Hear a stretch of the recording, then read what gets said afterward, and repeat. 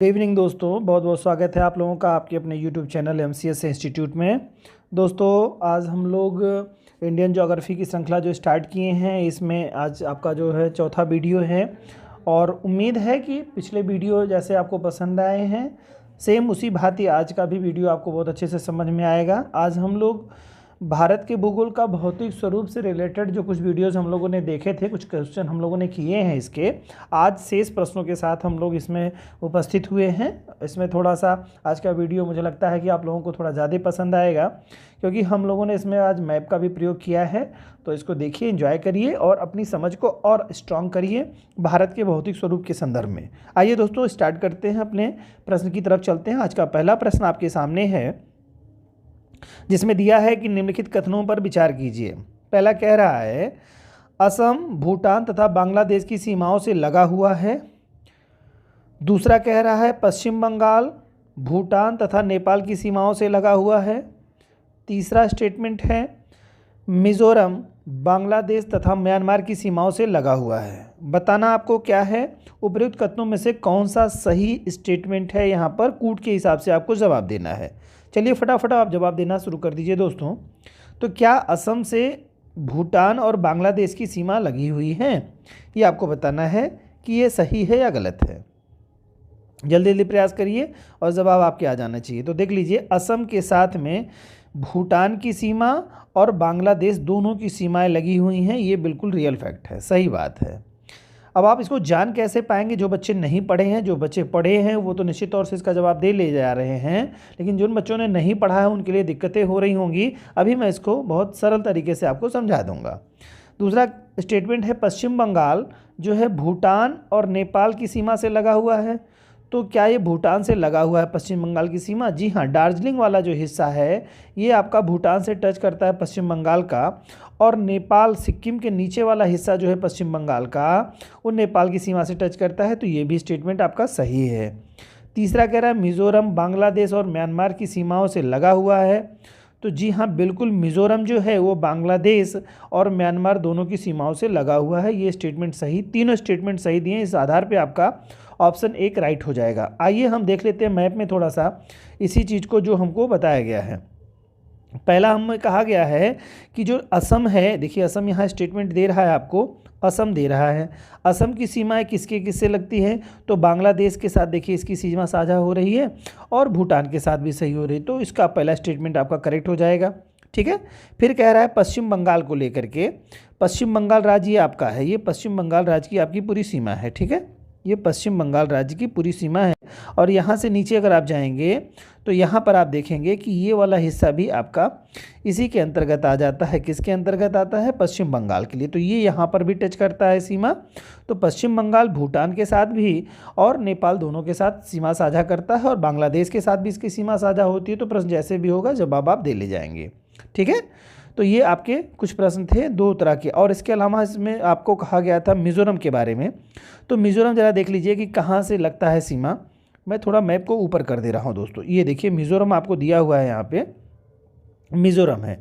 अब मिज़ोरम के इधर आपका पड़ता है म्यांमार, और इधर आपका पड़ता है ये पूरा, ये जो आपका पड़ता है ये पूरा हिस्सा क्या है आपका? ये बांग्लादेश आपका है। ठीक है, ये कौन सा है? बांग्लादेश। तो इसकी सीमा साझा करता है मिज़ोरम जो है, म्यांमार और बांग्लादेश दोनों से सीमा साझा करता है। तो ये मैप आप लोग दिमाग में अपने रखिएगा दोस्तों। अगर मैप आपकी समझ अच्छी रहेगी, शॉर्ट स्क्रीन कर लीजिएगा मैप का, ये आपके लिए काफ़ी उपयोगी होने वाला है। तो आपकी एक समझ बन जाएगी कि कौन सी पर जो है राज्य हैं किन किन देशों से सीमा साझा करते हैं, या जो भारतीय स्टेट्स हैं किन किन स्टेटों से अपनी सीमा साझा करते हैं। मैं एक बात और यहीं बता देना चाहूँगा आपको कि जो पूर्वोत्तर भारत के राज्य हैं उनमें से असम एकमात्र ऐसा राज्य है जो कि सभी राज्यों से सीमा साझा करता है, अपने पड़ोसी सभी राज्यों से सीमा साझा करता है। तो ये बात आप बहुत अच्छी तरीके से अपने दिमाग में रख लीजिए। अब देखिए कहाँ कहाँ से सीमा साझा कर रहा है असम।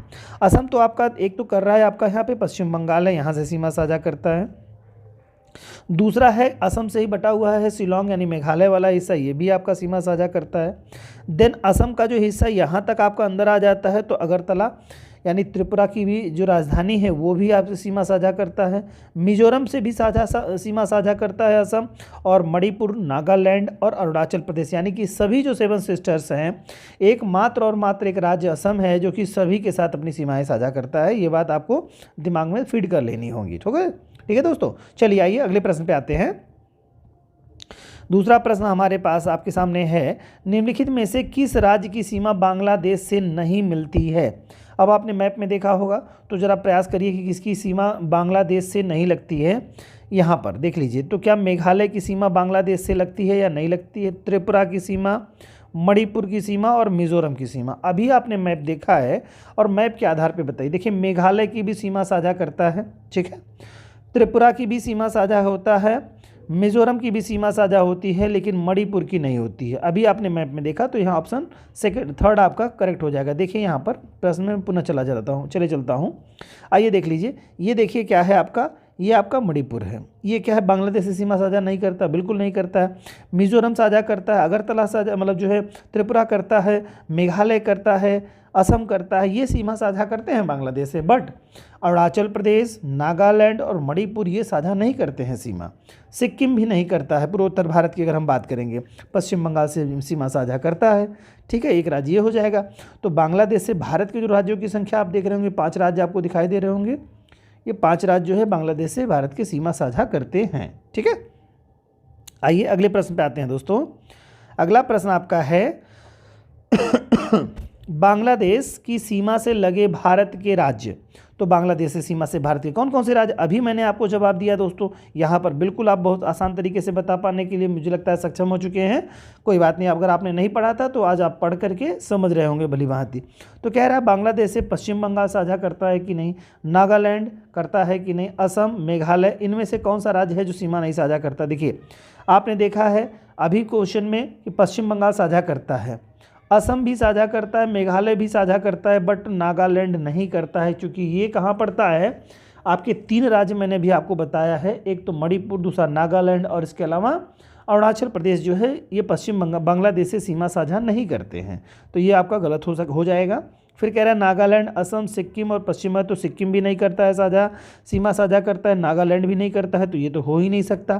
फिर इसमें कह रहा है मेघालय, असम, पश्चिम बंगाल और त्रिपुरा, तो ये बिल्कुल साझा करते हैं दोस्तों, सीमा साझा करते हैं। तो तीसरा करेक्ट ऑप्शन हो जाएगा, और इसको पढ़ने की ज़रूरत है ही नहीं क्योंकि नागालैंड दे रहा है, तो बिल्कुल ये हो ही नहीं सकता। असम है, पश्चिम बंगाल है, मणिपुर है, तो मणिपुर भी तो साझा नहीं करेगा, तो ये भी गलत हो जाएगा। तो बिल्कुल ये गलत ऑप्शन है, बिल्कुल थर्ड ऑप्शन राइट आपका होगा। चलिए अगले प्रश्न पे आते हैं दोस्तों। अगला प्रश्न कह रहा है निम्नलिखित में से किस भारतीय राज्य की सीमाएं भूटान राष्ट्र से साथ नहीं मिलती हैं। भूटान के साथ किसकी सीमाएं नहीं मिलती हैं दोस्तों, ये आपको बताना है। भूटान के साथ, तो भूटान के साथ क्या सिक्किम की सीमा मिलती है या नहीं मिलती है, ये आपको बताना है। फिर आपको बताना है मेघालय के साथ क्या भूटान की सीमा मिलती है कि नहीं मिलती है। फिर अरुणाचल प्रदेश और पश्चिम बंगाल, तो देख लीजिए ज़रा, सिक्किम की सीमा मिलती है दोस्तों, अरुणाचल प्रदेश की सीमा भी मिलती है और पश्चिम बंगाल की भी मिलती है। मेघालय की सीमा साझा नहीं करता है। ये ऑप्शन आपका यहाँ पर बी ऑप्शन राइट हो जाएगा, ठीक है दोस्तों। चलिए मैं मैप को आपको दिखा के फिर से बता देता हूँ आपको, एक बार देख लीजिएगा कि भूटान से किसकी किसकी सीमा साझा करती हैं। तो देखिए भूटान है तो कौन कौन सा सीमा साझा कर रहा है दोस्तों, अरुणाचल प्रदेश सीमा साझा कर रहा है, असम सीमा साझा कर रहा है, पश्चिम बंगाल कर रहा है और सिक्किम आपका कर रहा है। ये इतने राज्य आपके सीमा साझा करते हैं, बल्कि इसमें दिया था मणिपुर, तो मणिपुर नहीं सीमा साझा करता है आपका। चलिए अगले प्रश्न पे आते हैं। सॉरी, मेघालय दिया था दोस्तों, तो मेघालय सीमा साझा नहीं करता है। नेक्स्ट प्रश्न है निम्नलिखित भारत के निम्नलिखित राज्यों के समूहों में से कौन सा समूह पाकिस्तान से सीमा बनाता है। ठीक है, इसमें से कौन से राज्यों का समूह दे रहा है जो पाकिस्तान से सीमा साझा करता है। जम्मू एंड कश्मीर, हिमाचल प्रदेश, पंजाब और राजस्थान। तो क्या बताइए, सीमा साझा करते हैं तो जम्मू एंड कश्मीर तो करता है, हिमाचल प्रदेश नहीं करता है, पंजाब करता है, राजस्थान करता है, तो इस आधार पे ऑप्शन नहीं होगा करेक्ट। दूसरा कह रहा है पंजाब है, जम्मू कश्मीर है, राजस्थान है और गुजरात है। जी हाँ, ये बिल्कुल सारे सभी राज्य जो हैं सीमा साझा करते हैं। अभी मैं आपको मैप के माध्यम से दिखाता हूँ। पंजाब है, हरियाणा है, जम्मू एंड कश्मीर है, राजस्थान है, तो यहाँ पर हरियाणा सीमा साझा नहीं करता है, तो ये भी नहीं होगा। पंजाब है, हिमाचल प्रदेश है, राजस्थान है, गुजरात है, तो यहाँ पर कौन हिमाचल प्रदेश सीमा साझा नहीं करेगा, तो ये भी नहीं होगा। तो समझ गए होंगे आप लोग। आइए देखते हैं मैप के माध्यम से। अब ये हमारा क्या है, पड़ोसी मित्र, पड़ोसी भाई हमारा अपना, जो हमसे खुद बिछड़ा हुआ है, पाकिस्तान। हम तो इसे भाई ही मानते हैं, बट ये हमको अपना शत्रु मानता है, ये अलग बात है।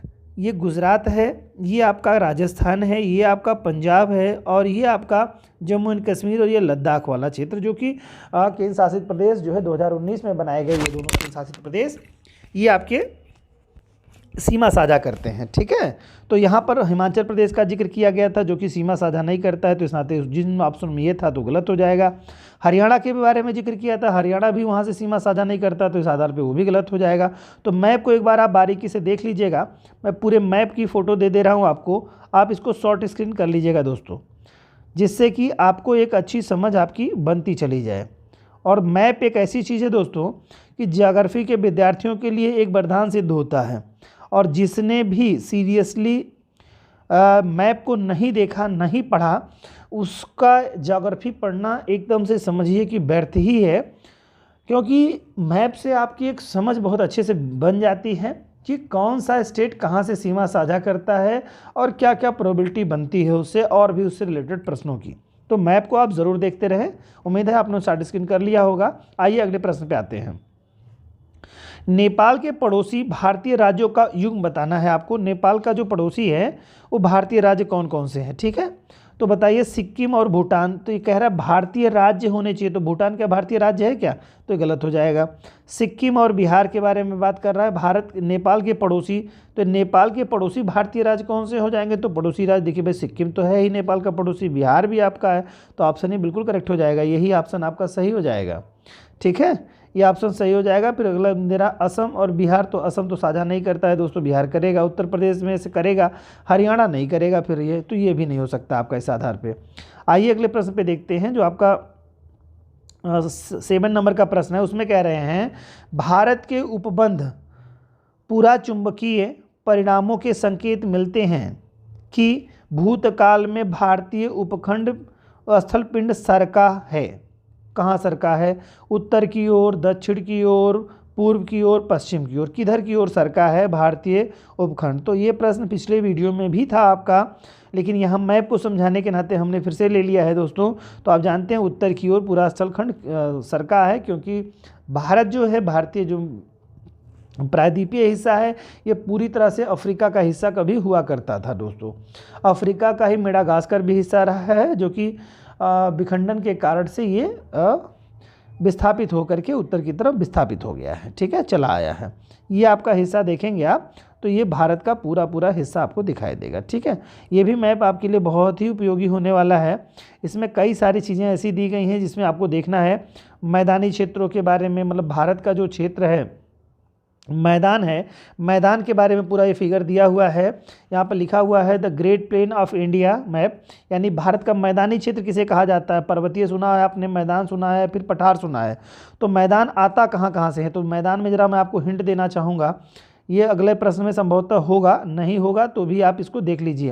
राजस्थान का भी हिस्सा आता है, मोस्टली लोग राजस्थान के हिस्से को छोड़ने की कोशिश करते हैं मैदान में, ये आपको गलती नहीं करनी है। इसके अलावा आपको पंजाब और हरियाणा का पूरा बेल्ट लेते हुए, दिल्ली का क्षेत्र लेते हुए ये आपका आएगा। तो यहाँ से यहाँ तक का जो पूरा हिस्सा आता है, ये उत्तर का मैदान, मतलब ऊपरी हिस्सा आ जाता है, गंगा का ऊपरी हिस्सा कहा जाता है इसको। फिर इसके बाद में ये जो आपका ये जो हिस्सा आपका है सिंधु गंगा के मैदान का हिस्सा कहेगा, अपर हिस्सा ये कहलाता है आपका, ये मिडिल वाला हिस्सा कहलाता है, और ये निचला वाला हिस्सा कहलाता है। ठीक है, तो ये मैदान की बात यहाँ पर हो रही है, ना कि गंगा के मैदान की बात हो रही है।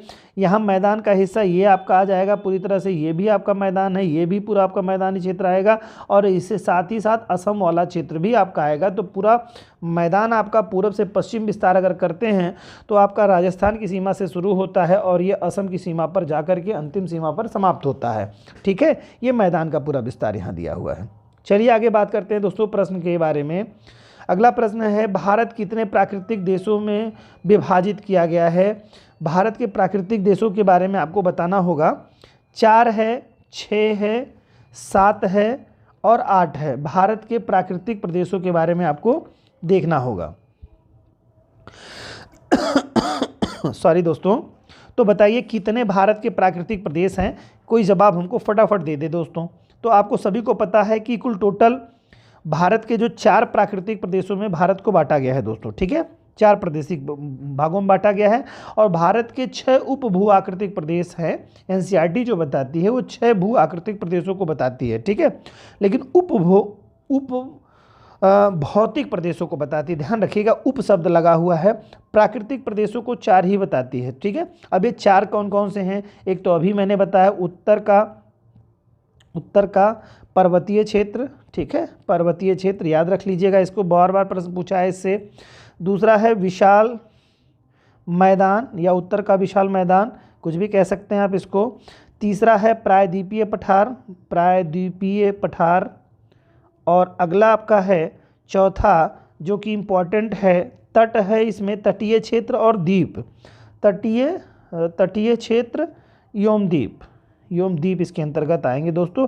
ये कुल टोटल क्षेत्र बटा हुआ है 4 क्षेत्रों में। तो 4 मूल प्राकृतिक क्षेत्रों में भारत को बांटा गया है, ठीक है। तो ऑप्शन पहला राइट हो जाएगा। चलिए अगले प्रश्न पे आते हैं।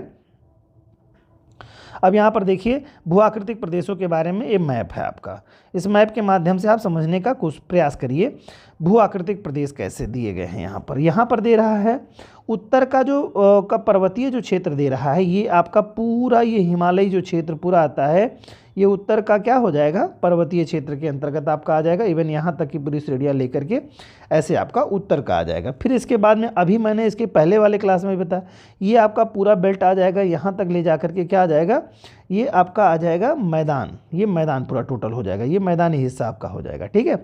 और आप तो देख ही रहे हैं यहाँ पर उच्च भूमियाँ यहाँ पर देख ही रहे हैं कि ये प्रायद्वीपीय पठार का हिस्सा है। तो यानी प्रायद्वीपीय पठार यहाँ से लेकर के बाकी हिस्सा सब प्रायद्वीपीय पठार। हालांकि थोड़ा सा हिस्सा इधर भी आपका आता है, मेघालय का जो पठार है वो इसी का ही प्रायद्वीपीय पठार का हिस्सा है, ये तो आप जानते ही हैं। आगे चल करके हम आपको और भी समझा देंगे, ठीक है। तो ये 3 हिस्से मूल रूप से हैं। इसके अलावा क्या हो जाएगा, ये जो कोस्टल एरिया है यानी कोस्टल जो क्षेत्र है वो हो जाएंगे आपके, और उसके साथ अंडमान निकोबार और लक्षद्वीप, ये सब द्वीपीय जो क्षेत्र हैं ये आ जाएंगे आपके। तो 4 मूल क्षेत्र आपके हैं। चलिए अगले प्रश्न पे आते हैं मित्र।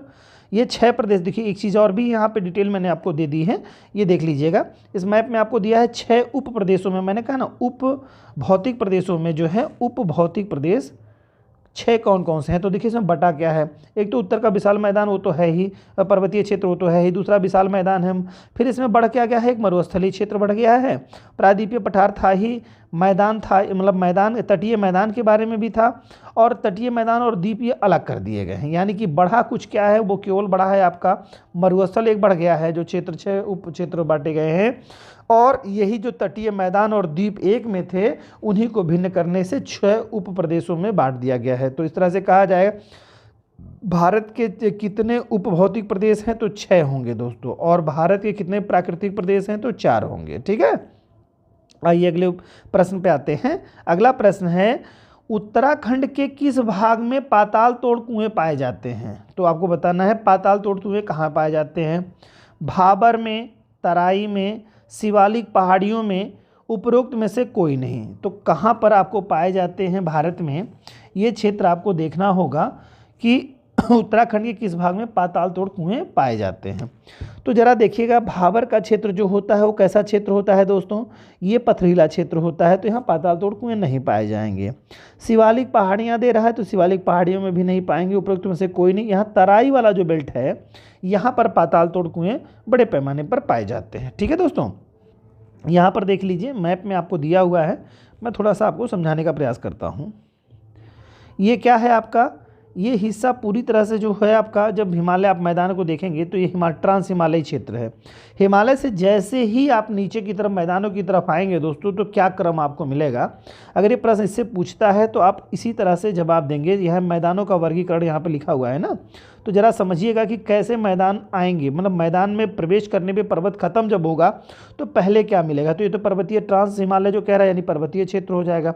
पर्वत के बाद जैसे ही आएंगे तैसे बड़े बड़े बोल्डर के क्षेत्र मिलेंगे, जहाँ नदियाँ अपना रास्ता खो जाएंगी, यानी छोटी नदियाँ उसमें विलुप्त हो जाएंगी। कुछ एक बड़ी नदियाँ ही केवल दिखाई देती हैं, बाकी सभी नदियाँ भाबर वाले क्षेत्र में आने के बाद विलुप्त हो जाती हैं, ठीक। इसके बाद आप नदियाँ जब निकलती हैं कहाँ कहाँ, तराई वाले बेल्ट में निकलती हैं। उसके बाद दूसरा नंबर आता है, तराई बेल्ट का नंबर होता है। पहले नंबर पे भाबर का क्षेत्र होता है, दूसरे नंबर तराई बेल्ट का क्षेत्र होता है। देन इसके बाद जब आती हैं तो आज जो नदियों का स्वरूप है वो प्राचीन काल में ये स्वरूप इससे भिन्न था। और नदियों की दिशा अलग अलग जगहों पर थी।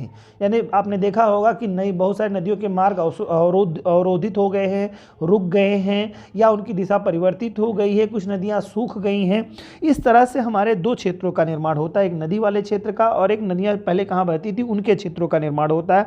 इन्हीं को ही दो नामों से जाना जाता है, एक आपको भाबर क्षेत्र और बांगर क्षेत्र और दूसरा एक खादर क्षेत्र। ठीक है दोस्तों, भाबर तो पथरीला क्षेत्र होता है, तो एक आपका बांगर और दूसरा खादर, यानी पुरानी जलोढ़। इसी को बांगर को ही पुरानी जलोढ़ कहते हैं दोस्तों, पुरानी जलोढ़, यानी कभी वो पानी से ढकी रहती थी।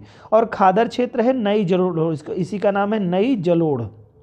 ठीक है, नई जलोढ़। तो यहाँ पर देखिए नदी आज वर्तमान में बह रही है। ठीक है, यहाँ पर फिगर में दिया है, नदी आज बह रही है और नदी जहाँ तक अपना पानी बहा पाती है, यानी पीला वाला जो आपको क्षेत्र दिखाई दे रहा है, ये पीला वाला क्षेत्र यहाँ से लेकर यहाँ तक का जो क्षेत्र दिख रहा है, ये क्षेत्र आपका हुआ करता है क्या, नई जलोढ़ मृदा का क्षेत्र। ये नदी है, नदी के बाद ये पीले वाले टीले जो दिख रहे हैं, ये पीले टीले, ये यहाँ तक नदी का पानी जाता है तो नई जलोढ़ का वो क्षेत्र बनता है। और कभी जहाँ जाता था वो ये क्षेत्र है और इसमें ये क्षेत्र है, दोनों ये क्षेत्र जो आपके हैं, इन क्षेत्रों में आपको जो कहा जाएगा वो बांगर के क्षेत्र कहलाएंगे। तो उम्मीद है आप समझ गए होंगे अच्छी तरीके से दोस्तों। चलिए अगले प्रश्न पे आते हैं। कह रहा है क्वेश्चन, हिमालय से निकलने वाली सभी नदियां सतत वाहिनी हैं। तो भाई बिल्कुल, क्योंकि यहाँ पर ग्लेशियर्स कभी मतलब पिघल के ख़त्म नहीं होते हैं, सदैव बने रहते हैं, तो ये तो स्टेटमेंट बिल्कुल आपका सही जा रहा है।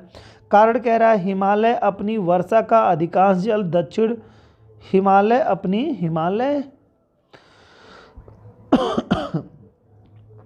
अपनी वर्षा का अधिकांश जल हिमालयी नदियां होना चाहिए दोस्तों। यहाँ पर हिमालय नहीं होना चाहिए था, यहाँ पे हिमालयी नदियां, यहाँ पर हिमालय नदियां, मैं यहाँ पर सही कर दे रहा हूँ, हिमालयी नदियां। ठीक है, हिमालय नदियां भी कह सकते हैं, या सेंटेंस भी कोई बहुत त्रुटिपूर्ण नहीं है, चल सकता है। हिमालय अपनी वर्षा का अधिकांश, यानी हिमालय जो क्षेत्र है वर्षा कहाँ से प्राप्त करता है, या हिमालयी नदियों के सेंस में आप कह रहा है।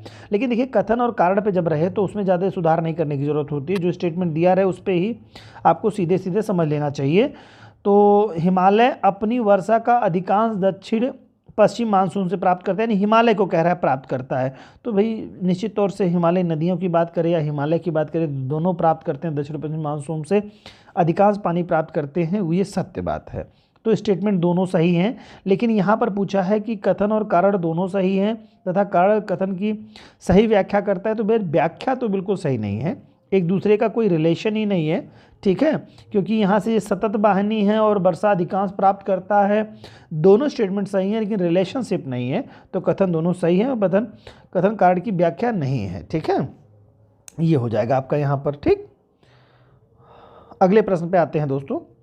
अगला प्रश्न क्या कह रहा है, यहाँ पर देखिए कुछ श्रेणियाँ दी हुई हैं, जरा इन श्रेणियों को भी आप लोग शॉर्ट स्क्रीन करना चाहें तो कर सकते हैं इसको। और मेरी एक सलाह है आप लोगों को, तो ज़रूर से ज़रूर जो बच्चे नहीं जानते हैं वो ज़रूर इसको शॉर्ट स्क्रीन कर लें, जिससे कि उनको एक समझने में आसानी होगी। देखिए पामीर की ग्रंथि इसमें दी गई है, पामीर की ग्रंथि से एक कुनलुन पर्वत श्रेणी है और एक हिंदकुश पर्वत श्रेणी है, ये निकलती है। फिर इसके बाद से जैसे ही आप श्रेणी में आगे नीचे आएंगे भारत वाले हिस्से में, तो सबसे पहले काराकोरम, फिर इसके बाद लद्दाख, फिर इसके बाद में जास्कर श्रेणियाँ आपको देखने को मिलती हैं। ठीक है दोस्तों, फिर इसके बाद आपका पीर पांजाल हो जाएगा, फिर धौलाधार पर्वत श्रेणी हो जाएगी, ये क्रम आपका बनेगा यहाँ पे। तो ये चीज़ें बिल्कुल देख रहे हैं जैसे जैसे क्रम में बना हुआ। ये बृहद हिमालय का ये आपका शिवालिक हिमालय। देखिए असतत, एग्जाम में क्वेश्चन पूछता है कि कौन सी पर्वत श्रेणी असतत है, तो देखिए यहाँ डिसकंटिन्यूटी दिख रही है ना, तो मध्य जो है हिमालय जो आपका है, जिसे लघु हिमालय के नाम से जानते हैं, डिसकंटिन्यूटी इसमें ज़्यादा मिलती है। और इसके बाद शिवालिक है जो कि इसमें उसकी अपेक्षा कम डिसकंटिन्यूटी मिलती है। ठीक है, तो ये चीज़ें आप थोड़े दिमाग में अपने रख लीजिएगा। चलिए आइए आगे प्रश्न पे देखते हैं। कह रहा है कुमायूं हिमालय निम्नलिखित में से किन नदियों के बीच स्थित है। देखिए अब आपको एक फिगर मैं अभी आपको दूंगा, जरा इसको देखिए आप। पहले कह रहा है सिंधु एवं सतलज नदियों के बीच में, फिर कह रहा है काली और तीस्ता नदियों के बीच में, फिर कह रहा है सतलज एवं काली नदी के बीच में, देन कह रहा है आपका चौथा ऑप्शन तीस्ता और ब्रह्मपुत्र नदियों के बीच में। तो आपको मालूम होगा कि ये सतलज और काली नदियों के बीच का जो हिस्सा है ये आपका कुमायूं वाला हिस्सा कहलाता है, सतलज और काली नदियों का। अब नदियों के क्रम के बारे में मैं आपको एक फिगर दे रहा हूँ, आप इसको समझ जाइए। ये देखिए क्या है, पहली नदी आती है आपकी क्या, हिमालय नदी, ठीक है, सॉरी सिंधु नदी, जो कि आपकी और सिंध और सतलज के बीच में जो होता है वो पंजाब हिमालय के नाम से जाना जाता है। इसे आप कश्मीर हिमालय भी कहते हैं, कश्मीर हिमालय भी कह सकते हैं आप, कश्मीर हिमालय कहीं कहीं मिलेगा आपको, कश्मीर हिमालय। फिर इसके बाद में आपका कुमायूं हिमालय आता है, ठीक है, कुमायूं हिमालय, इसी में ही कहीं कहीं गढ़वाल हिमालय के नाम से भी जाना जाता है, क्योंकि दो क्षेत्र मिलते हैं वहाँ पर, कुमायूं और गढ़वाल, ठीक है, दो क्षेत्र मिलते हैं आपको, कुमायूं और गढ़वाल, गढ़वाल। तो कुमायूं और गढ़वाल ये क्या हैं, एक तरह से कहिए दो मंडल हैं वहाँ पे, ठीक है, दो मंडल हैं, कहाँ के, उत्तराखंड के, ठीक है दोस्तों। तो ये सतलज और काली नदी के बीच में जो हिस्सा है, कुमायूं कहे या गढ़वाल करके, गढ़वाल हिमालय भी कह के आ जाए तो भी आप इसको बहुत ज़्यादा कंफ्यूज नहीं होंगे, डरेंगे नहीं बिल्कुल, ठीक है।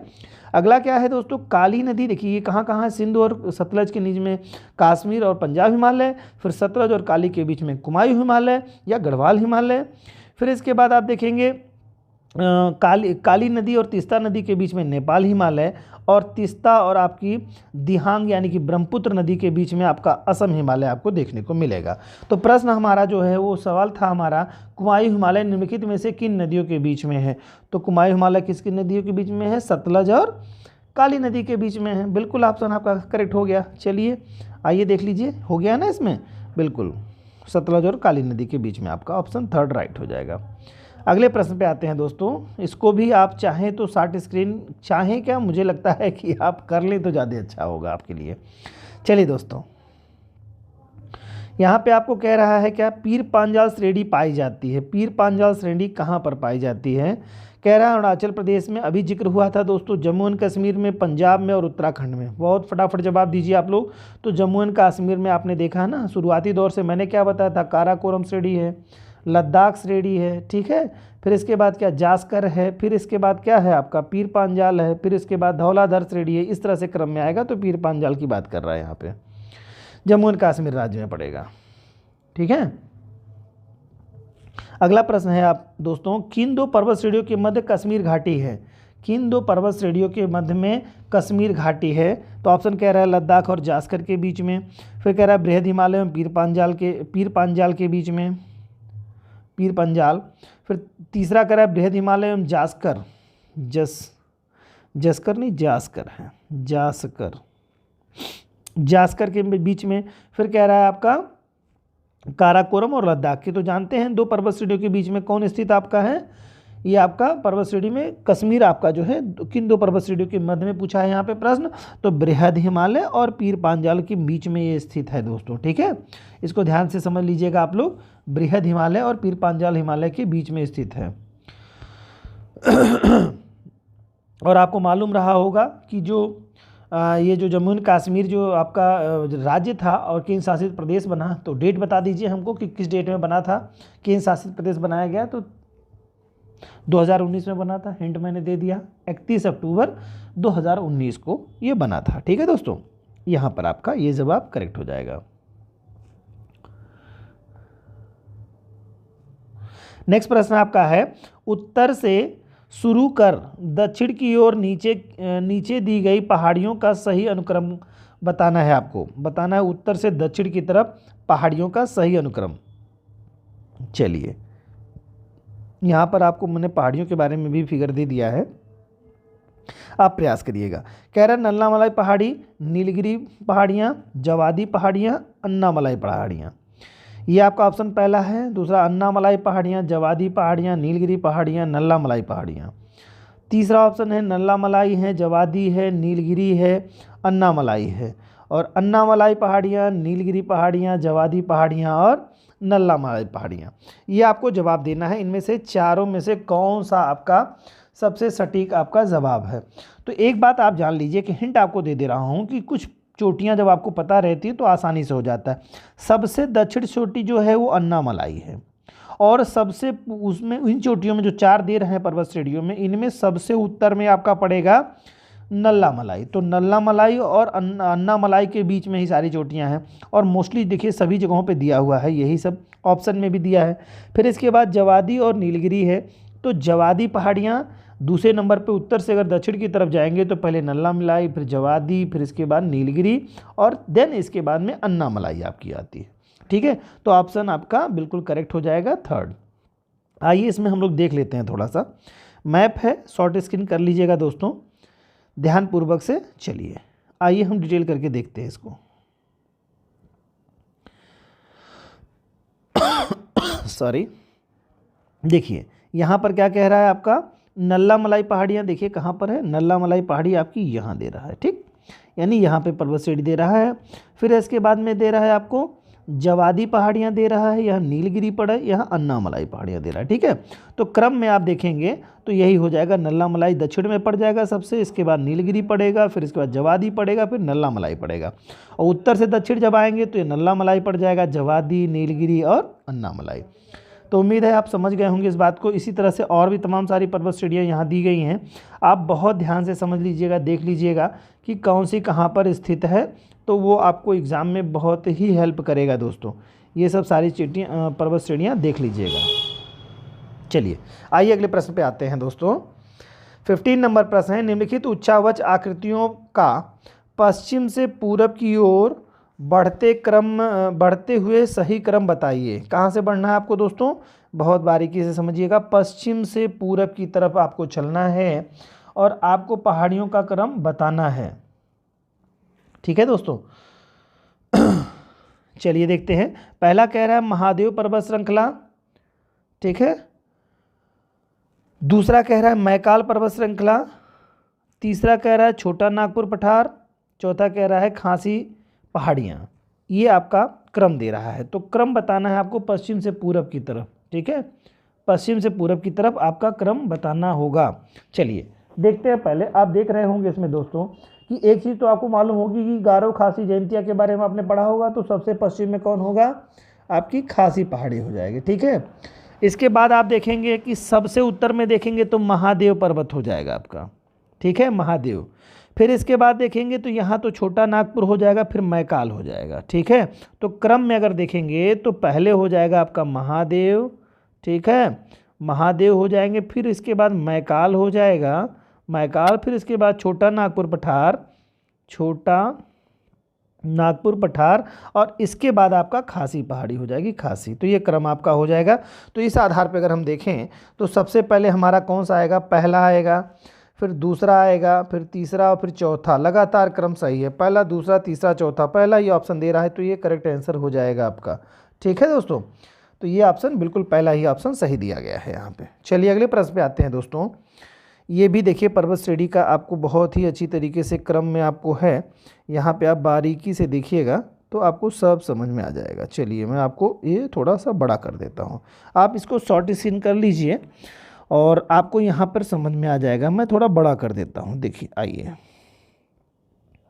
देखते हैं। चलिए कह रहा है खासी पहाड़ी, तो ये ज़रा देख लीजिएगा इसमें कि कौन कौन सी पहाड़ियाँ कहाँ दे रहा है। देखो यहाँ पर पहले गारो है, फिर खासी है, फिर जयंतिया। ये भी क्रम पूछता है, किसी प्रश्न में मैं पूछूंगा आपसे, तो याद कर लीजिएगा। यहीं पे कहेगा पश्चिम से पूरब जो है मेघालय की पहाड़ियों का पश्चिम से पूरब क्रम बताइए, तो वहाँ पर ऑप्शन में दिया रहेगा। तो पहले क्या हो जाएगा, गारो, फिर खासी, फिर इसके बाद जयंतिया। ये आपकी पहाड़ियाँ हो जाएंगी। तो खासी यहाँ जिक्र किया था, फिर देखिए छोटा नागपुर पठार के बारे में बात किया यहाँ पर। ठीक है, फिर इसके बाद में ये देखिए छोटा नागपुर पठार का यहाँ पर जिक्र किया है यहाँ पर। फिर महादेव पहाड़ियों के बारे में बात किया है, फिर कैमूर की पहाड़ियों के बारे में बात किया है। तो यही आपका जो है मैकाल पर्वत श्रेणी के बारे में जो कह रहा था वो चीज़ें आपकी बता रही हैं यहीं पे। तो आपका महादेव यहाँ पर देखेंगे सबसे आप महादेव हो जा रहा है, फिर छोटा नागपुर पठार हो रहा है, यहीं पर आपका मैकाल पर्वत श्रेणी आपका पड़ जाएगा। ठीक है, चीज़ें आपकी पढ़ेंगे और ये है गारो खासी, तो यहाँ से पश्चिम से पूरब की तरफ आपका जो है यही बन जाएगा दोस्तों। चलिए अगले प्रश्न पे आते हैं। अगला प्रश्न आपका है, जहाँ पूर्वी घाट और पश्चिमी घाट मिलते हैं वहाँ निम्नलिखित में से कौन सी पहाड़ियाँ अवस्थित हैं। जहाँ पर पश्चिमी और पूर्वी घाट मिलते हैं, तो कह रहा है अन्नामलाई, दूसरा कह रहा है कार्डमम पहाड़ियाँ, तीसरा कह रहा है आपका नीलगिरी पहाड़ियाँ, चौथा कह रहा है सेवराय पहाड़ियाँ। निम्नलिखित में से कौन मतलब कहाँ पर मिलती हैं आपकी। ठीक है, तो ये तो बहुत ही सरल प्रश्न है, आप जान रहे होंगे इस प्रश्न के बारे में कि कहाँ होता है ये। चलिए जवाब दीजिए फटाफट। ये है आपको कि कहाँ पड़ता है ये।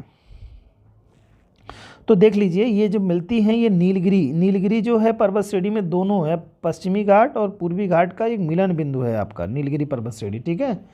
जहाँ पूर्वी घाट और पश्चिमी घाट मिलती हैं वो नीलगिरी पर्वत श्रेणी कहलाती है, ठीक है दोस्तों। तो ये चीज़ आपकी है यहाँ पे, ऑप्शन ये हो जाएगा। यहाँ से आप देख सकते हैं कि ये देखिए यहाँ पर दे रहा है ना, ये पश्चिमी घाट आपका है, ये पूर्वी घाट है, यहाँ पे देखिए दे रहा है फिगर में। चलिए मैं बता दे रहा हूँ आपको, पश्चिमी घाट और पूर्वी घाट। तो ये पश्चिमी घाट की जो पर्वत श्रेणी है और पूर्वी घाट की पर्वत श्रेणी यहाँ मिलती हैं, जो नीलगिरी यहाँ पर देखिए दे रहा है। यहाँ पे दुद्दा मिट्टा दे रहा है, नाईमुड़ी दे रहा है, इलायची की पहाड़ियाँ जिसे कार्डमम पहाड़ी के नाम से आप जानते हैं। सारी चीज़ें यहाँ स्पष्ट हैं, तो थोड़ा बारीकी से अगर आप देख लेंगे तो आपके जीवन में कभी न भूलने वाली एक ऐसी स्थिति उत्पन्न होगी जो कि आपको बहुत आत्मविश्वास देगी, कॉन्फिडेंस देगी। यहाँ पर भी देखिए, इसमें भी मैंने भरसक प्रयास किया है कि सभी पर्वत श्रेणियों के बारे में एक क्रम से आपको देखने को मिल जाए। तो काराकोरम लद्दाख है, जास्कर है, पीर पांजाल है, देखिए सब सारी चोटियाँ यहाँ पर आपको एक क्रमबद्ध तरीके से दी है। पटकाई बूम है, नागा है और तमाम सारी जो मणिपुर की पहाड़ियाँ, मिज़ोरम की पहाड़ियाँ सब दिया हुआ है दोस्तों। तो आराम से आप लोग इसको ठंडे दिमाग से रिलैक्स होकर के देखिएगा, शॉर्ट स्क्रीन कर लीजिएगा दोस्तों। चलिए अगले प्रश्न पे आते हैं। निम्नलिखित में से कौन सी पर्वत चोटी पूर्वी घाट में अवस्थित नहीं है? तो पर्वत चोटी आपको बताना है पूर्वी घाट में अवस्थित नहीं है, ये आपको बताना है। पहले कह रहा है आपका गलीकोंडा, दूसरा कह रहा है सलहेर, तीसरा कह रहा है सिंकाराम गुट्टा और चौथा कह रहा है मादुगुला कोंडा। तो ये आपको यहाँ पर देखना होगा कि कौन कौन सी चीज़ें यहाँ पर आपको मिलती हैं। तो आप जान लीजिए यहाँ पर गलीकोंडा जो आपका पड़ता है ये आंध्र प्रदेश में पड़ता है, आंध्र प्रदेश में, ठीक है। गलीकोंडा आंध्र प्रदेश में पड़ता है। इसके अलावा क्या है, मादुला कोंडा जो आपका है यह भी आंध्र प्रदेश में ही पड़ता है। तो ये दो आपके आंध्र प्रदेश में हो गए, ठीक है दोस्तों। क्या है, गलीकोंडा और मादुगुला कोंडा जो है ये दोनों आपके आंध्र प्रदेश में पड़ते हैं। इसके अलावा सिकाराम गोट्टा जो है ये उड़ीसा में पड़ता है, ठीक है, उड़ीसा या ओडिशा, ठीक है। और सलहेर जो आपका पड़ता है ये पड़ता है महाराष्ट्र में दोस्तों। कहाँ पड़ता है? महाराष्ट्र में आपका पड़ता है, ठीक है, सलहेर जो है। और ये जो महाराष्ट्र में पड़ता है ये पश्चिमी घाट का है, ये पश्चिमी घाट पर्वत श्रेणी जो है, पश्चिमी घाट पर्वत श्रेणी का हिस्सा है कौन? सलहेर। बाकी सभी कहाँ हैं? पूर्वी घाट के हैं, सभी पूर्वी घाट के हैं। ये पहाड़ियाँ जो हैं कौन कौन से? गलीकोंडा और सिकराम गट्टा और मादुगुला गट्टा, ये सभी कहाँ हैं? पूर्वी घाट की पर्वत श्रेणियाँ हैं। और सलहेर जो है ये पश्चिमी घाट की पहाड़ी है जो कि महाराष्ट्र में पड़ती है आपकी, ठीक है दोस्तों। तो ये याद कर लीजिएगा आप लोग। और ये भी याद कर लीजिएगा गलीकोंडा जो है आंध्र प्रदेश में पड़ता है और मादुगुला कोंडा जो है ये भी आपका आंध्र प्रदेश में है। सिकाराम गुट्टा ही ये जो उड़ीसा में पड़ता है आपका, ठीक है। चलिए अगले प्रश्न पे आते हैं। यहाँ पर देखिए कुछ पर्वत श्रेणियों के बारे में हम लोगों ने दिया है। ये पूर्वी घाट की पर्वत श्रेणियाँ हैं। आप लोग एक क्रम से इसको याद कर लीजिएगा दोस्तों, यहाँ से आप क्रम बनाते हुए याद कर लीजिएगा। ये सभी पूर्वी घाट की पर्वत श्रेणियाँ आपको यहाँ पर दी गई हैं। तो एक क्रम से आप देख लीजिएगा कि कौन कौन सी जो है पर्वत श्रेणी है यहाँ पर, ठीक है दोस्तों। तो ये आपको याद हो जाना चाहिए, ठीक है। जवादी है, सेहराय है, पंचमली है, तमाम सारी जो श्रेणियाँ हैं ये सब याद कर लीजिएगा आप लोग। चलिए अगले प्रश्न पे आते हैं। निम्नलिखित में से कौन सा एक युग्म सुमेलित नहीं है? ये आपको बताना है कि इसमें से कौन सा एक सुमेलित नहीं है, ठीक है। तो ये देख लीजिए, कह रहा है पहले गड़जात पहाड़ियाँ उड़ीसा कह रहा है, दूसरा कह रहा है आपका मांडो पहाड़ियाँ महाराष्ट्र कह रहा है, तीसरा कह रहा है आपका नल्ला मलाई पहाड़ियाँ आंध्र प्रदेश कह रहा है और शिवराय पहाड़ियाँ जो है ये तमिलनाडु में कह रहा है। तो आपको बताना है कि कौन सुमेलित नहीं है, ठीक है। तो जान लीजिए आप लोग कि कौन सुमेलित नहीं है। गड़जात पहाड़ियाँ जो है उड़ीसा में है, ये जी बिल्कुल सुमेलित किया गया है आपका। गड़जात पहाड़ियाँ आपकी जो है वहाँ पड़ती हैं आपकी उड़ीसा में, बिल्कुल सही दिया है। इसके अलावा कह रहा है कि आपका नल्ला मलाई पहाड़ियाँ आंध्र प्रदेश में दे रहा है, ये भी अभी आपने देखा है पहाड़ियों के बारे में, ये भी बिल्कुल सही है। शिवराय की पहाड़ियाँ जो है तमिलनाडु में, ये भी सही है। लेकिन मांडवी की जो पहाड़ियाँ आपकी हैं ये आपकी यहाँ पर नहीं स्थित हैं।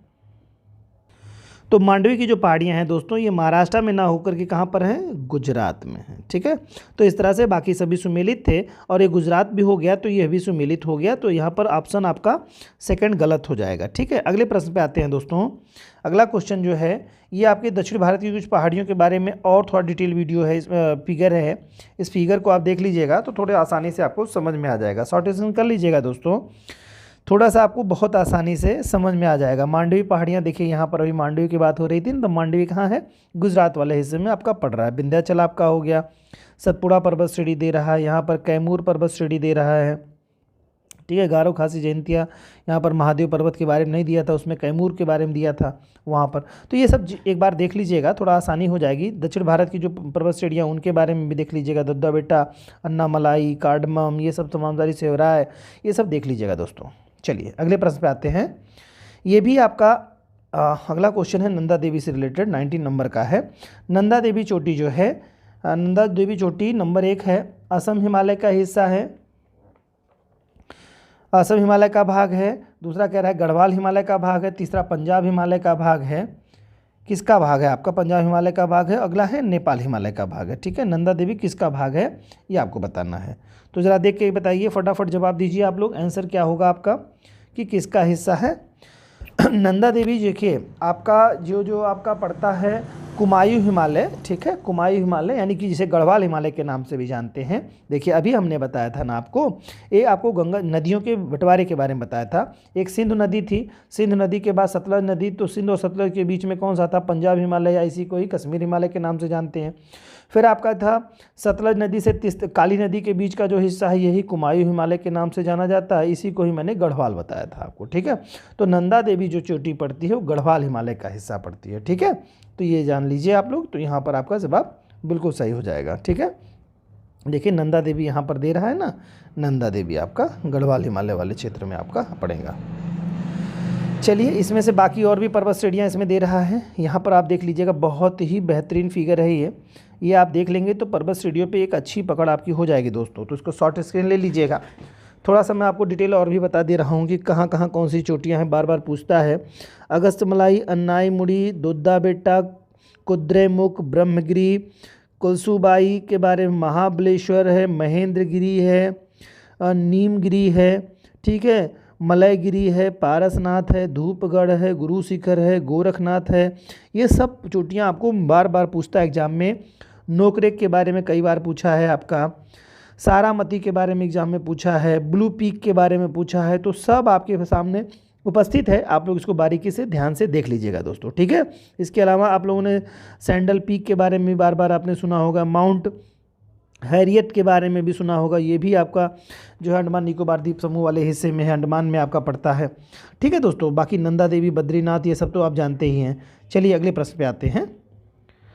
अगला क्वेश्चन आपका है, कह रहा है निम्नलिखित में से कौन सा एक अरावली का उच्चतम शिखर है। अरावली का उच्चतम शिखर कौन है, सज्जनगढ़ है, लीलागढ़ है, और कुंभलगढ़ है, और तारागढ़ है। ये आपका ऑप्शन दे रहा है। वैसे तो देखेंगे तो सबसे ऊंचा जो शिखर है आपका किसका, अरावली पर्वत श्रेणी का, तो गुरु शिखर है दोस्तों। गुरु शिखर है। तो गुरु शिखर की जो ऊंचाई है आपकी है 1722 मीटर है, लेकिन यहाँ गुरु शिखर का जिक्र नहीं किया है दोस्तों। तो अब आपको इन ऑप्शंस के आधार पर आपको जवाब देना होगा कि कौन है आखिरकार। तो कुंभलगढ़ आपकी जो है, कुंभलगढ़ इन सभी चोटियों से सबसे ऊंची है, जिसकी ऊंचाई 1244 मीटर है। 1244 मीटर है, कुंभलगढ़ है, जो कि अरावली की उच्चतम शिखर है जब गुरु शिखर नहीं उपस्थित हो तब। ठीक है, 1244 मीटर की ऊंचाई पर कुंभलगढ़, ऑप्शन आपका थर्ड राइट हो जाएगा। आइए अगले प्रश्न पे आते हैं। 20 नंबर प्रश्न कह रहा है निम्नलिखित पर्वत शिखरों में से कौन सा एक भारत में अवस्थित नहीं है। तो भारत में कौन सा नहीं अवस्थित है, गोसाईथान होना चाहिए इसको, गोसाईथान नहीं, गोसाईथान है, गोसाईथान।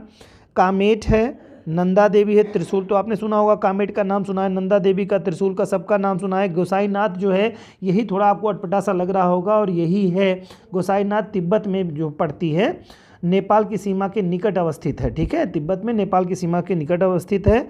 तो ये शिखर भारत में नहीं पड़ती है, तो गोसाईनाथ आपका हो जाएगा जो भारत में नहीं पड़ती है। ठीक है, अगला प्रश्न है दोस्तों, गौर लाटा चोटी किस पार्ट में स्थित है? गौर लाटा चोटी किस पार्ट में स्थित है? पार्ट नहीं, पार्ट होगा दोस्तों, पार्ट, ये पार्ट नहीं है, पार्ट। किस पार्ट में स्थित है दोस्तों? तो ये आपको बताना है। क्या कह रहा है क्वेश्चन? कह रहा है कि जस्ट मिनट, क्वेश्चन कह रहा है आपका summary part, main part, Jaspur part और जारंग पार्ट, ये आपका ऑप्शन दे रहा है। ठीक है, तीन ऑप्शनों में अगर देखेंगे तो कहाँ पर स्थित है गौर लाटा चोटी, किस पार्ट में स्थित है दोस्तों? तो आप देखेंगे समरी पार्ट जो है यहाँ पर स्थित है। ठीक है, गौर लाटा समरी पार्ट में जो है स्थित है, चंदो पहाड़ी रेंज में स्थित है। ये चांदो पहाड़ी रेंज है, इसमें स्थित है। और ये पड़ता कहाँ पर है? छत्तीसगढ़ में। छत्तीसगढ़ में किस रेंज में पड़ता है दोस्तों? चांदो पहाड़ी रेंज है, पहाड़ी रेंज, चांदो पहाड़ी रेंज में सामरी पार्ट जो है ये पड़ता है। ठीक है, छत्तीसगढ़ राज्य में पड़ता है। ठीक है, और इस पर्वत शिखर की जो ऊंचाई लगभग है वो धरातल से यानी कि सी लेवल से 1225 मीटर की ऊंचाई इसकी है, 1225 मीटर की ऊंची है। कौन सी चोटी है? सामरी पार्ट। ठीक है, चलिए अगले प्रश्न पे आते हैं। कुल्लू घाटी जिस पर्वत श्रेणी के बीच अवस्थित है वह कौन सी है? कुल्लू घाटी किस पर्वत श्रेणी के बीच में स्थित है दोस्तों? ये आपको बताना है। कुल्लू घाटी किस पर्वत श्रेणी के बीच में स्थित है? पहला कह रहा है धौलाधर, पीर पांजाल, ये प्रश्न शायद हुआ है। फिर कह रहा है दूसरा आपका ये रणज्योति, हाँ रणज्योति शब्द यूज किया है यहाँ पर, रणज्योति और नाग टिब्बा इसके बीच में स्थित है क्या? फिर कह रहा है आपका लद्दाख और पीर पांजाल के बीच में, फिर मध्य हिमालय और शिवालिक हिमालय के बीच में। तो निश्चित तौर से आपको मालूम होगा ये धौलाधर और पीर पांजाल के बीच में स्थित है कुल्लू घाटी। तो ऑप्शन पहला राइट आंसर हो जाएगा आपका। अगले प्रश्न पे आते हैं। यहाँ पर देखिए मैंने कुल्लू घाटी के बारे में यहाँ जिक्र किया है और कुल्लू घाटी में ही रोहतांग पास पड़ता है इधर वाले हिस्से में। तो रोहतांग पास वगैरह देख लीजिएगा इसको बहुत बारीकी से, रोहतांग पास यहाँ दे रहा है और बाकी बहुत सारी चीज़ें आपकी यहाँ पर डिटेल है। कुल्लू घाटी जो आपकी है ये वाला हिस्सा आपको कुल्लू दे रहा है। ठीक है, मनाली के बारे में यहाँ दे रहा है आपको। तो थोड़ा बारीकी से इस फिगर को आप अच्छी तरीके से देख लीजिएगा दोस्तों, जिससे कि आपको बहुत आसानी हो जाए समझने के लिए। ठीक है, कुल्लू वैली का ये मैप है आपका और कुल्लू वैली को आप देख लीजिएगा। चलिए अगले प्रश्न पे आते हैं मित्र। क्वेश्चन है दोस्तों नेलांग घाटी, नेलांग घाटी किस राज्य में स्थित है? बड़ा ही अच्छा प्रश्न है, बेहतरीन प्रश्न है। एग्जाम में 2016 के पीसीएस में क्वेश्चन पूछा भी है और अपने आप में नया प्रश्न है, तो बहुत अच्छा प्रश्न है एग्जाम में पूछने की पूरी प्रोबेबिलिटी के दृष्टिकोण से। ठीक है, हिमाचल प्रदेश कह रहा है, सिक्किम कह रहा है, जम्मू एंड कश्मीर कह रहा है, उत्तराखंड कह रहा है। तो कहाँ पड़ती है नेलांग घाटी? तो नेलांग घाटी पड़ती है आपकी उत्तराखंड में दोस्तों। ठीक है, उत्तराखंड में उत्तरकाशी जिले में स्थित गंगोत्री नेशनल पार्क में ये स्थित है। कहाँ पर है? उत्तराखंड में, राज्य में उत्तरकाशी जनपद है, जो उत्तरकाशी जनपद है, काशी जनपद में गंगोत्री नेशनल पार्क है। कौन है? Gangotri national park, national park. ठीक है, नेशनल पार्क है आपका, यहाँ पर स्थित है नेलांग घाटी। ठीक है, उत्तराखंड राज्य में। ठीक है, तो आपको मुझे लगता है याद हो गया होगा। आइए अगले प्रश्न पे आते हैं दोस्तों। भारत में शांत घाटी किस राज्य में? ये तो बिल्कुल ही आपका ज़बानी प्रश्न है। तमिलनाडु, केरल, कर्नाटक और असम। बिल्कुल जवाब दीजिए फटाफट। केरल है आपका। ठीक है, अगले प्रश्न पे आते हैं हम लोग। पालघाट निम्नलिखित में से किन के मध्य में स्थित है? पालघाट के बारे में कह रहा है। पहला कह रहा है नीलगिरी कार्डमम के बीच में, नीलगिरी अन्नामलाई के बीच में, अन्नामलाई कार्डमम के बीच में और कार्डमम और पालनी पहाड़ियों के बीच में। कहाँ पर स्थित है दोस्तों? तो आपको मालूम होना चाहिए नीलगिरी और अन्नामलाई पहाड़ियों के बीच में स्थित है। कौन सा? पालघाट, जो सबका दक्षिण भारत का एक लास्ट मतलब जो है दर्रा बचता है ये जो कि दो पहाड़ियों के बीच में आपको मिलता है, नीलगिरी और अन्नामलाई के बीच में। और यही कनेक्टिविटी प्राप्त करता है जो पश्चिमी घाट में ब्रेक देता है, यानी पश्चिमी घाट पर्वत श्रेणी जो उसके पहले आप देखेंगे थाल घाट, भोर घाट है और केरल में चले जाएंगे तो पालघाट दर्रा पड़ जाता है, जो कि आपका नीलगिरी और अन्नामलाई पहाड़ियों के बीच में एक रास्ता है, जिस रास्ते से होकर के लोग केरल से होकर के निकल करके जाते हैं अपना तमिलनाडु में। ठीक है, ये जाने का रास्ता देता है। ठीक है, चलिए अगले प्रश्न पे आते हैं। तो ऑप्शन बी राइट हो जाएगा आपका। ठीक है, दूसरा नंबर। यहाँ पर देखिए दर्रे के बारे में कुछ दिया हुआ है। यहाँ पर पालघाट दर्रा आपको दिखाया है। तो आप लोग बारीकी से देखिएगा दर्रे को, वहाँ पर आपको दिखाई देगा, बहुत छोटा सा यहाँ पे पास दे देंगे तो यहीं से दर्रा आपका गुजरता है दोस्तों। ये दर्रा यहाँ से बिल्कुल यहाँ पे छोटा सा, ठीक है, सकरा सा बहुत हल्का सा दर्रा, चूँकि छोटा है। यहाँ पर ये आप सोचेंगे बड़ा बड़ा क्यों दे रहा है, तो यहाँ पर देखेंगे ये थाल घाट का दर्रा है, ये भोर घाट है और ये क्या है, पाल घाट है। तो थाल घाट, भोर घाट, पश्चिमी घाट के 3 दर्रे पड़ते हैं। तो दर्रों का क्रम भी पूछ सकता है कभी, थाल घाट, भोर घाट, पाल घाट, ठीक है। राज्य पूछ सकता है तो ये दोनों महाराष्ट्र में आपके पड़ जाते हैं और ये आपका पड़ता है आपका केरल में पड़ता है, ठीक है। तो दक्षिण से देखेंगे तो आपका पाल घाट हो जाएगा, भोर घाट हो जाएगा और थाल घाट हो जाएगा, ठीक है, दक्षिण से उत्तर की तरफ। और उत्तर से दक्षिण की तरफ आएंगे तो थाल घाट, भोर घाट और पाल घाट पड़ेगा। चलिए अगले प्रश्न पे आते हैं। कह रहे हैं 27 नंबर प्रश्न है, इसमें कह रहे हैं इनमें से कौन सा दर्रा पश्चिमी घाट पर्वत श्रृंखला में नहीं है। दर्रा कौन सा पश्चिमी घाट में नहीं है।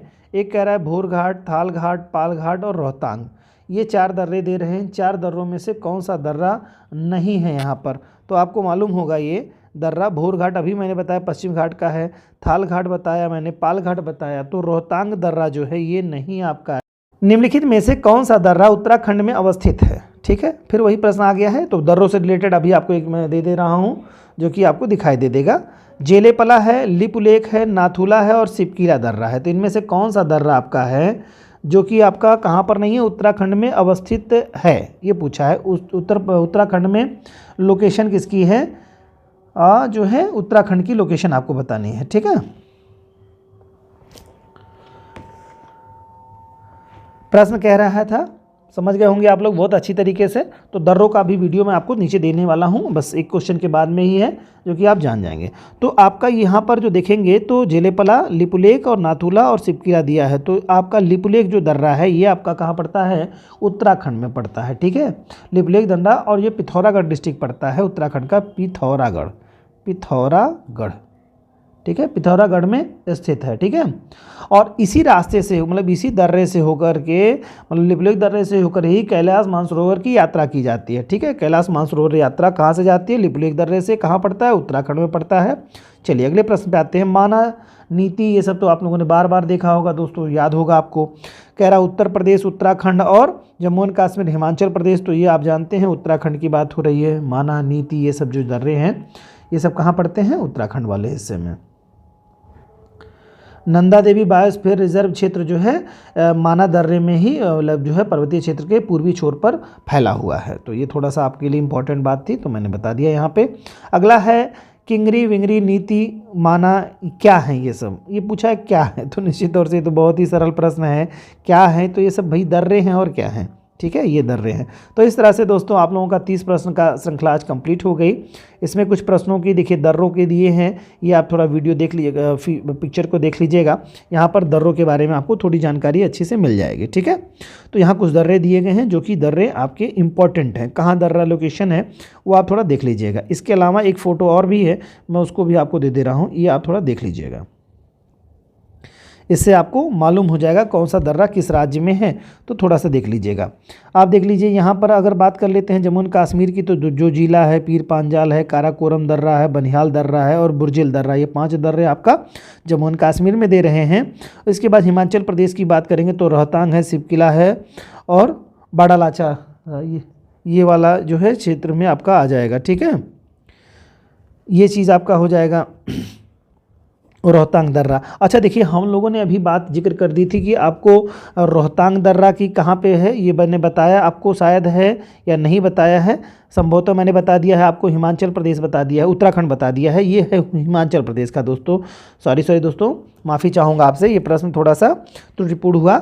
ये है आपका रोहतांग दर्रा, ठीक है। रोहतांग कहाँ पर है, हिमाचल प्रदेश में। चलिए ठीक है। नीति, लिपुलेख और माना दर्रा कहाँ है, ये सब उत्तराखंड में आपके पड़ते हैं।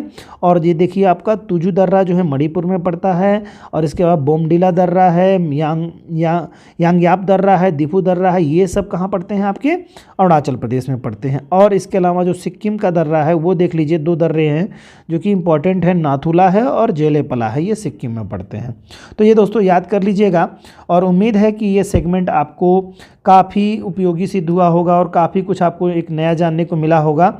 और उम्मीद करता हूँ इसी तरह से आप अपना साथ और अपना प्यार हमारे चैनल के साथ बनाए रखेंगे, और आपके सक्सेस में निश्चित तौर से ये जो श्रृंखलाएँ चल रही हैं ये बहुत ही उपयोगी सिद्ध हो रही होंगी, ठीक है दोस्तों, मिलते हैं नेक्स्ट वीडियो में, तब तक अपना खूब ख्याल रखिए, रिवीजन करते रहिए। जय हिंद दोस्तों।